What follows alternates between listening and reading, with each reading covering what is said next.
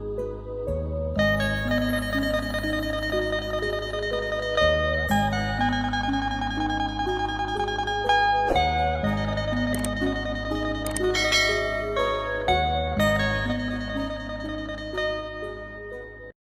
บากแม่เลย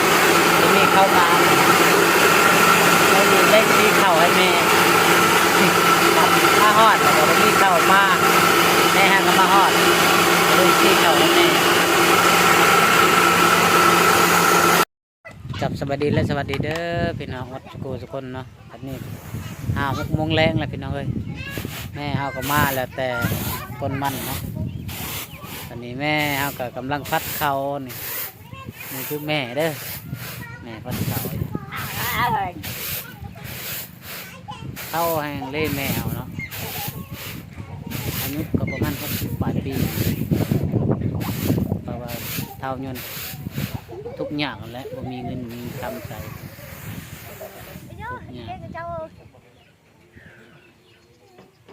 สวัสดีเด้อเป๊ะ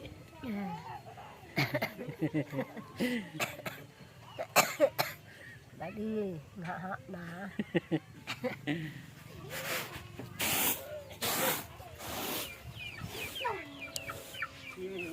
นี่คือหมูเขาเองกำลังเกลือหมูอยู่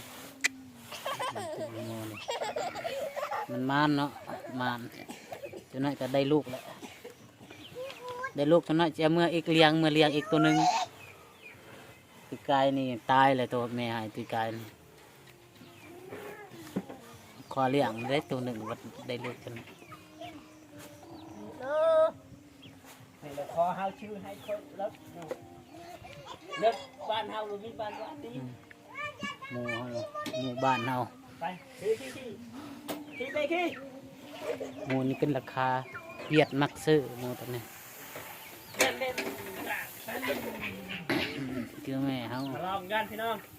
ผัดเขาเอามาดิเฮาสิมาทารถเนาะมาดู50 ติดเลยไอ้หยาตาโจนยาห้าชะมออันสิติดรถมาดิเลิกทำมีประมาณนี้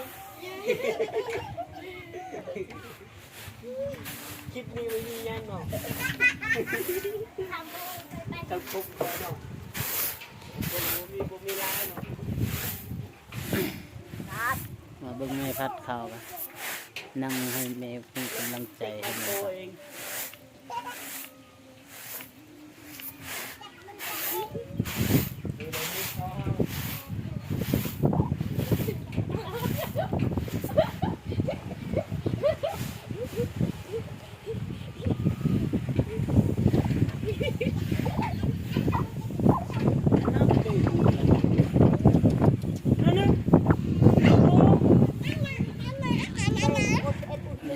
บ่นี่ยังได้เมียเด้อไปชาวใดจนใจทักมาได้เนาะน้องชายเฮาตอนนี้เพิ่นต้องการเมียแหละผมมีไผมักเลยอย่าลืมฝากกดไลค์กดแชร์เด้อ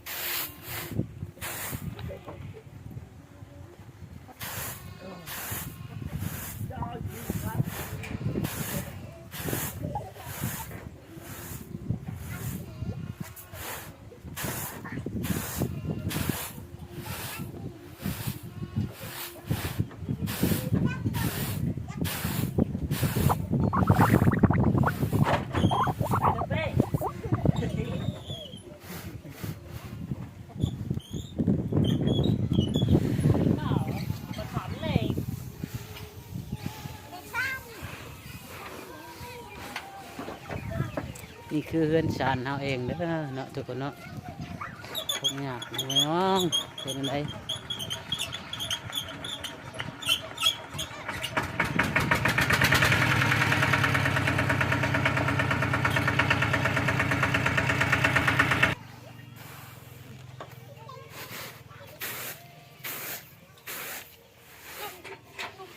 ตอนนี้อากาศแรง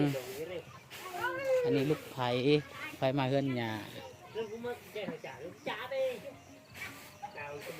เห็ดยังแน่เป็นนะทำดูคัดเข่าเป็นบ่ ขี้ไปสิมีโก้ขายาวเฮาดีกว่าขี้เรื่อง นี่คือเฮือนชาติหาวเป็นห้องเลยทุกอย่างเนาะถ้าผู้ใดมาถ่ายคลิปก็มาถ่ายได้เนาะ FC เนาะหรือว่าพวก YouTube เนาะถ้าผู้ใดจะมาถ่ายคลิปเฮือนชาติเฮาก็ได้อยู่ดังเด้อนี่คือเฮือนเฮาเองเนาะทุกอย่างพี่น้องเฮ้ยนี่แหละเวลาเฮาอยู่นำลูกนำเมียอยู่บ้านเฮาจึงคิดฮอดพ่อแม่ย้อนว่าพ่อแม่เฮาบ่สมบูรณ์เนาะพ่อก็เฒ่าแม่ก็เฒ่าเงินสันที่อยู่ก็ยังบ่มีข้าวกินก็ยังบ่มีนะแต่ละปีก็ซื้อจะมีข้าวกินอยู่เฮือนนะพี่น้องเอ้ยสองเฒ่าก็มีน้องสายคนหนึ่งก็ไปทุกที่เลยคนหนึ่งอ่ะจะไปทางไหนเนาะกินหมากินกาวไปคนหนึ่งวันนี้ก็ยังโสดเด้อใครสนใจได้ก็ทักมาได้เนาะ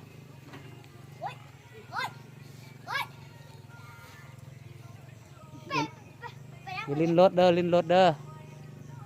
ใครแต่ว่าได้รถคันหนึงอยู่เหือนแก่แห้งใส่รถนี่แหละเท่ายังบ่ได้เลยมันถือเครื่องนับบ่ได้ ที่เราอยากเรียนมา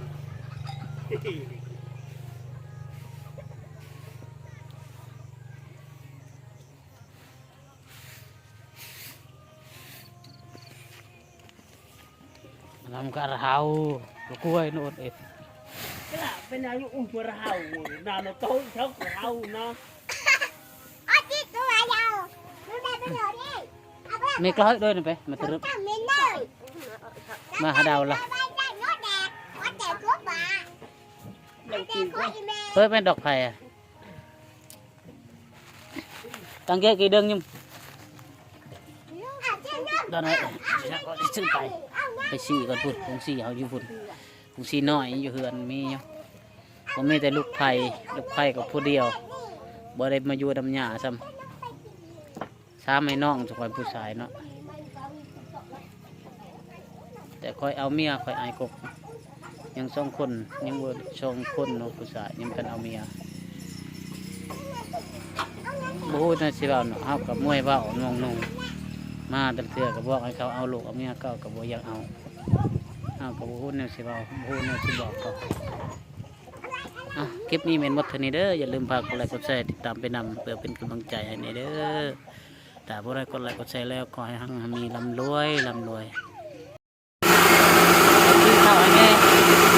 ผมมีบ้านเขาแม่ผมมีบ้านเราเด็กที่เขาแม่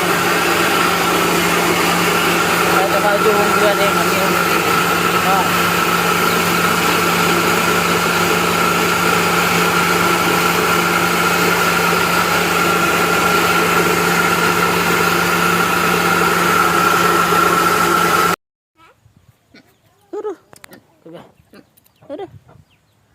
ว้าหมู่บ้านใครหมู่บ้านเจ้าคือกันบ่เจนี่ดีหมู่บ้านก่อนเห็นบ่ตุ๊หมู่ยังก็เอิญนะทุกคนคอมเมนต์บอกมาดูอันนี้เคยเห็นหมู่แบบนี้เคยเห็นว่าหมู่แบบนี้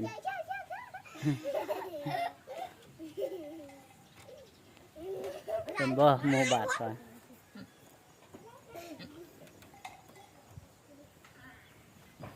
จุด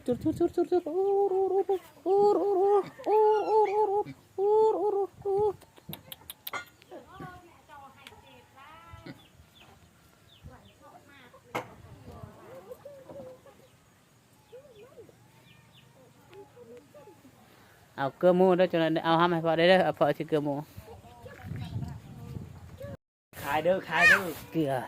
พันแรง khai chân chay lúc mà khai đơ นี่คือแม่เขาเองกำลังพัดเข่าจะน้อยจะได้ชี้ให้เพิ่นแม่เขาเท่าแห้งเลยปีนี้ยังบ่มีลูกไผ่นี่น้องชายบ่มีไผ่มักบ่มีไผ่มักยังได้เมียบ่เดือนนี้เลยจังไดฮะเอ็ดบ่ลูกกล้วยบ่นี่เด้อไป เดี๋ยวนี้เพิ่นต้องการยังได้เมียแล้วเนาะใครมักหาสนใจทักมาเด้อ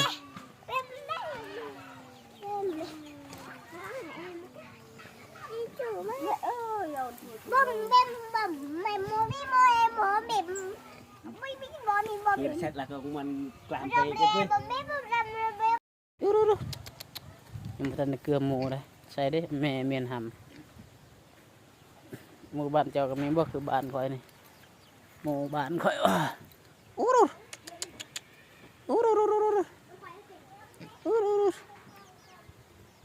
หมู่บ้านข่อย